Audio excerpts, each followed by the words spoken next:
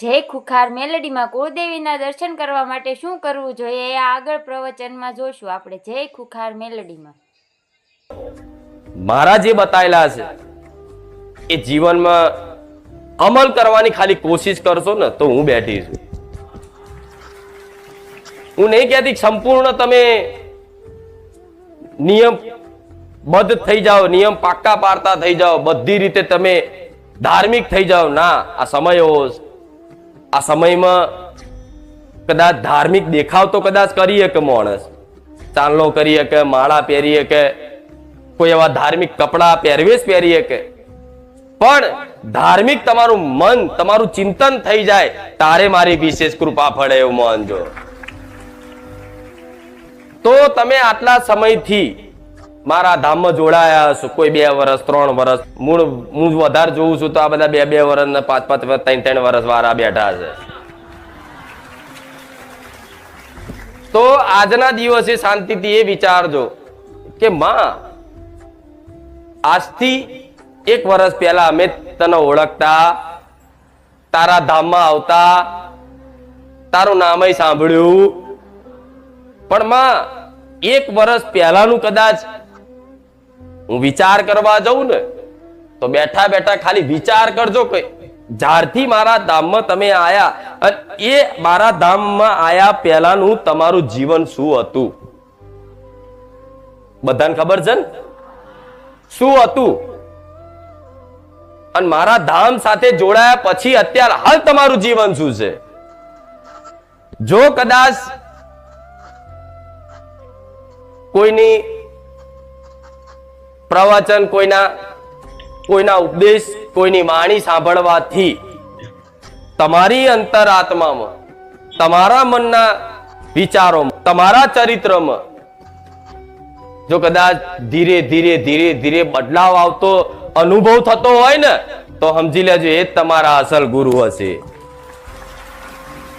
હું નથી કહેતી કે તમે મને માનો, હું નથી કહેતી કે તમે મારી દીક્ષા લો, મને માનો, બીજા કોઈ નહીં ના, પણ હું તમને એક માર્ગદર્શન આલું છું કે જેને સાંભળવાથી, જેના દર્શન કરવાથી તમારા જીવનમાં શારીરિક માનસિક ગમે તે રીતે બધી કદાચ બદલાવ ધીરે ધીરે ધીરે ધીરે ધીરે થતો અનુભવ થતો હોય ને તો એ તમે સમર્પણ ભાવ કરી દેજો મનથી। જો કદાચ સાક્ષાત કદાચ મારા રોમના દર્શન કરવા હોય તોય કરાઈશ ને, તમારી ચામુંડ મહાકાળી ના કરાવવા તોય કરાઈશ। તમે ઈચ્છો કે માં મારી માતાના દર્શન કરવા છે, માં મારી માતાને જોવીશ, માં મારા માતાનો પ્રેમ જોવીશ, માં મારી માતાની કૃપા જોવીશ, જો બધો અનુભવ ના કરાવું મને કહેજો। હું તમને નહીં માળા પહેરાવું કે નહીં કંઠી પહેરાવું કે નહીં તમને પરાણે બાંધું કે લો આજથી તમે મારા શિષ્યો, હું તમારી ગુરુ ના।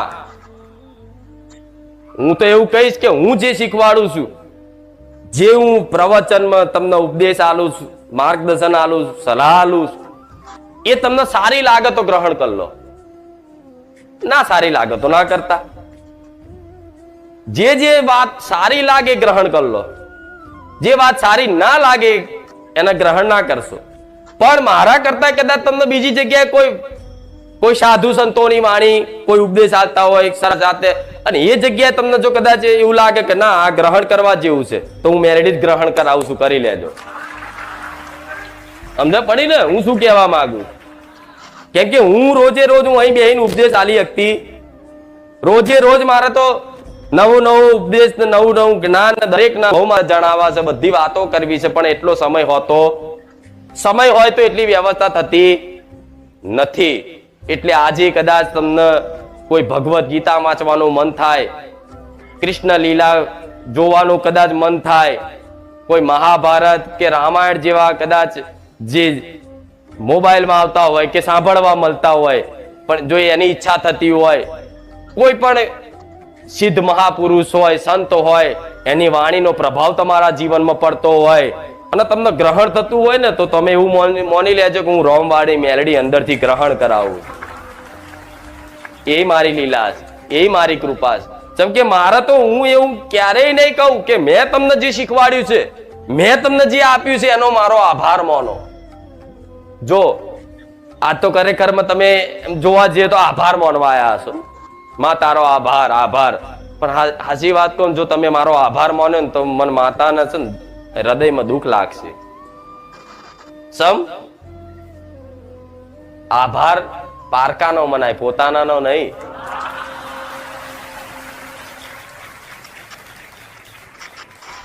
મારું હૃદય છે ને એમાં મને દર્દ થાય કે બસ દીકરી તે આભાર માની લીધો. કેમ કે માં એના દીકરાને ખવડાવે, દીકરાને ભૂખ લાગી અને માં એના દીકરાને ખવડાવે અને દીકરો એમ કહે મમ્મી થેન્ક યુ, પતી ગયું. એની માં બે લાફા મારે થેન્ક યુ વારી, તારી માં શું મારી ફરજ છે? આ શું ખોટું? એના ખોટું તો લાગે કે નહીં? હા, હજુ માસી ખવડાવે તો કે આંટી થેન્ક યુ. ઇંગ્લિશ બોલ નાખું છું થોડું થોડું.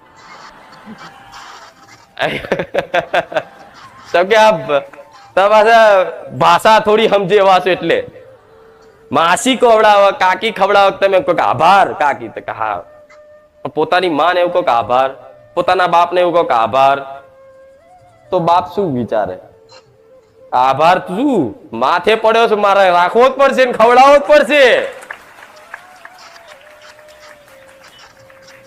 તો બધા માથે પડેલા છો તો મારા થોડી આભાર વાપરવાનું રહેશે.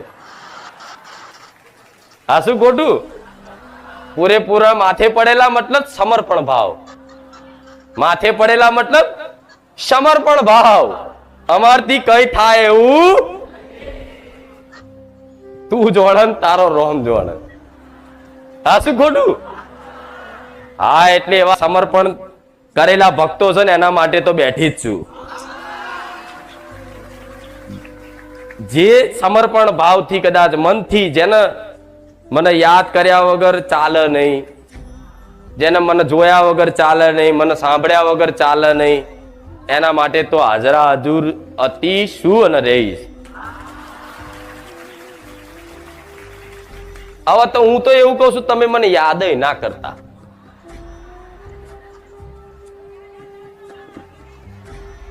કહું એક, જો તમારું બધાનું જે ભાવથી જોડાયા છે એમનો બધાનો અનુભવ કહેવાનો સમય મળ્યો છે મને થોડો, અને ઓછા છે એટલે મને મજા આવી આજે. એવું નહીં કે બધા વધારે આવે છે તું કંટાળું છું, ના. પણ આ જે માહોલ બને નહીં બનતો એનું કારણ છે કે અવાજ બખારા કોઈ નવા આવે અને ઉતાવળિયા આવે, કે હા અહીં તો ખોણ છે લૂંટો, આગા જાઓ ભાઈ હું આવ્યો છું, એવાના લીધે નહીં મજા આવતી. ઉતાવળ્યા નહીં, શાંતિથી ધીરજથી આવે. ભલે પાછળ બેઠા હોય પણ પાછળ વાળાને અહીં બેઠી બેઠા છું. હવે તમે મને યાદ નહીં કરો તોય મનથી રોજ એવું વિચારો માં તને ભૂલી જવીશ, લે આ ભૂલી જા થશે. તમે સંકલ્પ કરો કે માં તને આજથી કાલથી અમે નિયમ લઈએ છીએ કે હવે તને યાદ કરવી.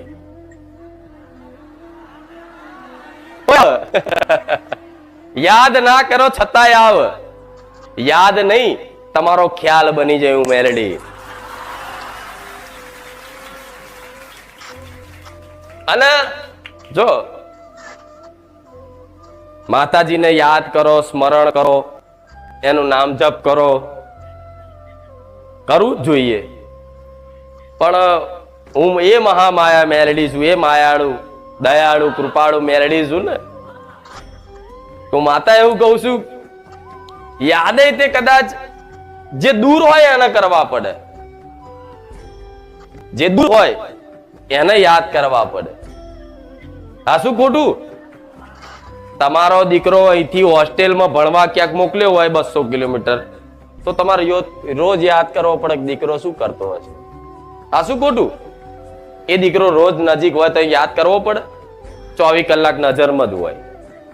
તેવી રીતે હું તમારી 24 કલાક જોડે રહું છું, તમે મને યાદ નહીં કરો તો હું તો શું જ.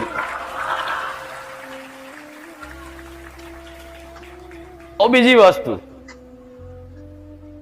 માતાજીને ક્યાં પામવા માટે એની ખૂબ ભક્તિ કરવી પડે, જબરા નિયમો પાલન કરવા પડે, હવારમાં ઉઠીને એની માળાઓ કરવી પડે, 4 વાગે બ્રહ્મ મુહૂર્તમાં ઉઠી જવું પડે, બરોબર છે. શાસ્ત્રીય પદ્ધતિના જે નિયમો છે બરોબર છે, પાલન થાય એટલા કરવા જ જોઈએ. હું તો કહું ભલે 8 વાગે ઉઠીને યાદ કરો તો હું મેરડી રાજી છું. હાથમાં કદાચ મારા નહીં લો, કદાચ મોઢે નોમ હશે, સ્મરણ હશે તો હું મેરડી.